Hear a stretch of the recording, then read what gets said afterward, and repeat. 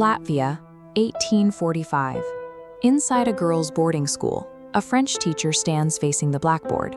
It's an ordinary lesson, but right beside her stands an exact physical duplicate of her body. As the real teacher moves her chalk against the slate, the second figure mirrors the exact same motion, but holds nothing. The teacher remains oblivious to the double, even as 13 students sit frozen in their desks, watching the duplicate mimic every stroke of the lesson in the air beside her. This was not an isolated event. Months later, 42 students were sitting in a sewing class. Through the window, they watched their teacher outside, peacefully tending to the garden. Then the classroom door opened. An identical version of the teacher walked in, sat down in a wooden chair at the front of the room, and stared blankly forward while the real woman remained clearly visible outside. One student finally stood up and walked toward the figure in the chair. She reached out her hand and pushed it directly through the apparition, later describing the feeling as pushing through a dense cobweb. At that exact moment, outside, the real teacher stumbled, looking suddenly and deeply exhausted. Her name was Emilie Sagee. She was a highly capable educator with a flawless academic record, yet she was dismissed from 19 different schools. Parents simply refused to let their children near her. Stripped of her career, Emilie eventually left the Baltic region and vanished from historical records completely. Her documented history proves that this phenomenon is more than a ghost story. It was a persistent historical anomaly that could systematically dismantle a person's life. On November 6, 1860, Abraham Lincoln lay down on a sofa in Springfield, Illinois. The election had pushed him to the absolute limit of human exhaustion. Glancing across the room at a mirror, he saw his own face looking back, and right next to it, a second face. It was a perfect duplicate of his features, but 5 shades lighter, a hollow, drained face that looked like a dead man. He told his wife, Mary Todd, about the reflection. She interpreted the vision as a prophecy. The 2 faces meant he would serve 2 terms in office, but the pale face meant he would not live to finish the second. In April 1865, just months into his second term, Lincoln was shot in the back of the head inside Ford's Theater. History records similar omens for other leaders. Catherine the Great of Russia once walked into her throne room, saw her exact duplicate sitting on her chair, and ordered her guards to open fire. The poet Percy Bysshe Shelley reported speaking to an identical version of himself just months before he drowned. And Queen Elizabeth I entered her royal chambers to find her own pale, rigid body lying motionless on her bed. She died days later. Across centuries and empires, encountering your own double was understood as an undeniable death sentence, delivered by your own face.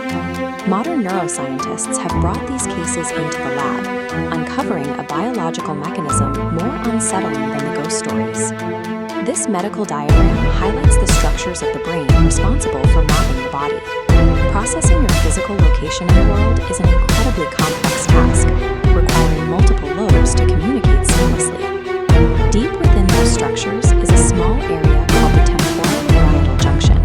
Its only job is stitching together your vision, balance, and spatial awareness into a single feed, convincing your mind that your physical body belongs to you. But under conditions of intense stress, severe sleep deprivation, or a neurological seizure, this junction misfires. The sensory data fractures. When the brain loses its spatial grip on the body, it takes all that stray sensory data and projects it outward into the room. It spontaneously generates a full 3-dimensional physical avatar of you, standing in real space. The historical victims were not hallucinating in the traditional sense. Their broken biology was constructing a genuine, undeniable sensory reality of a second self. The clinical term for this biological glitch is heautoscopy, and its primary triggers are extreme physical exhaustion and profound emotional terror. This explains Lincoln's experience perfectly. He was running on almost no sleep, carrying the agonizing weight of the Civil War, and his brain was primed to fracture. The same conditions applied to the monarchs. The immense, paranoid pressure of ruling an empire and surviving assassination plots was enough to break their brains' spatial processing. Even the ancient Norse legend of the vardøger, a spirit double seen arriving before a person actually returned home, was just a shared cultural manifestation of this exact biological stress mechanism. This also explains the strange parasitic nature of Emilie Sagee's duplicate.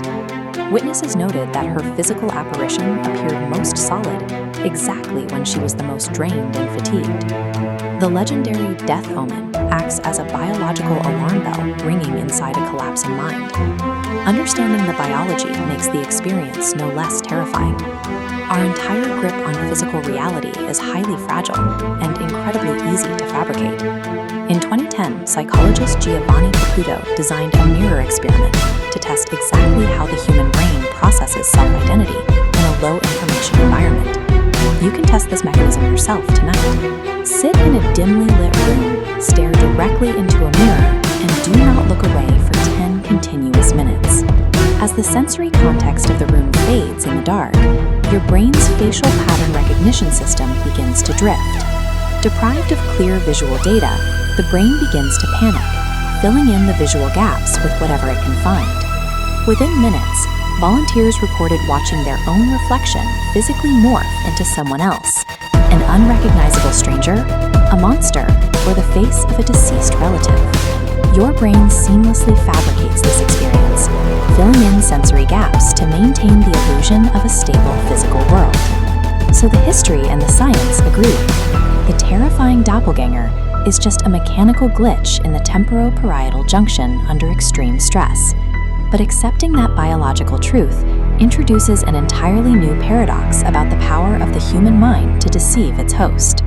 Because if the exact same organ that generates your thoughts, your memories, and your core identity can spontaneously conjure a perfect three-dimensional duplicate of you out of thin air, it brings us right back to the ancient Norse superstition, the belief that the duplicate is the part of you that walks ahead. We are forced to wonder, when we look in the mirror, if the reflection is not actually the one following us. How much of the reality and identity we experience every single day is actually real, and how much is just a fragile projection waiting for the system to break?